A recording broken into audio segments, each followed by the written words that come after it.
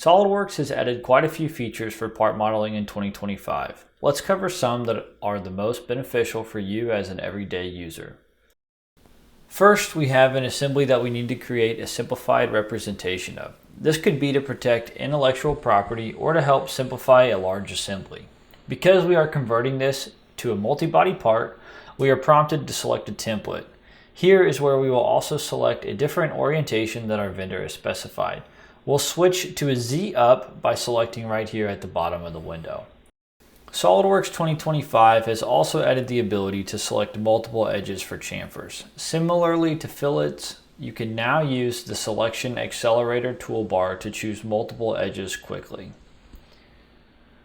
Groove bead is the newest weld type to be added to SolidWorks. We can select that here to easily fill this gap. This will be discussed more in the Weldman's demo. Previously, there was only one single defeature method in SolidWorks. Now we have a second option for silhouette geometry. This creates a simplified model based on the outline of the body. Each simplification method adjusts the overall part detail. We can choose cylinder, polygon outline, tight fit outline, and we have an option to keep internal loops, like holes.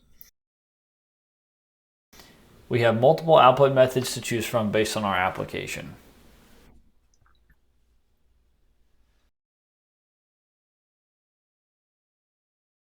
Improving our parts performance in SolidWorks 2025 is easy. We can view the graphics triangle count and face count. Faces with tight curvature are a common culprit for increasing the triangle count, which can slow down SolidWorks performance. In SolidWorks 2025, we can adjust this variable fillet that seems to be pinched by using a new feature called the Continuous Edge Blend option. This creates smooth, continuously blended faces, which will reduce our triangle and face count. It appears that someone cut threads in the sheet metal body. New to SolidWorks 2025 is the ability to delete features beneath the rollback bar with a right click. I know, it's pretty awesome, right? If you spend enough time in SolidWorks, you have had to repair a sketch at least once or twice. New to 2025, you can easily repair sketch errors. Seen here is a sketch that has lost its reference and is dangling.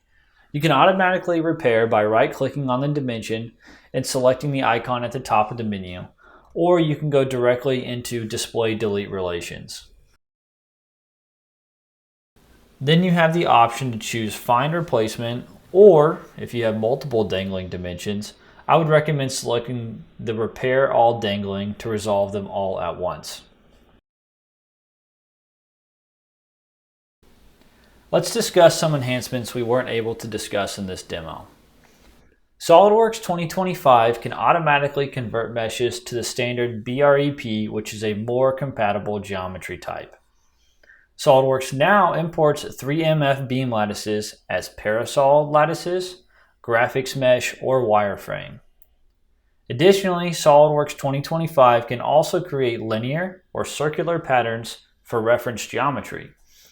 And Move Copy Bodies has been enhanced to allow equations, configurations, and dimension flipping.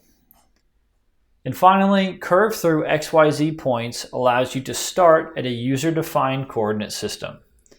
And you can now save multiple clicks by converting entities directly into construction geometry.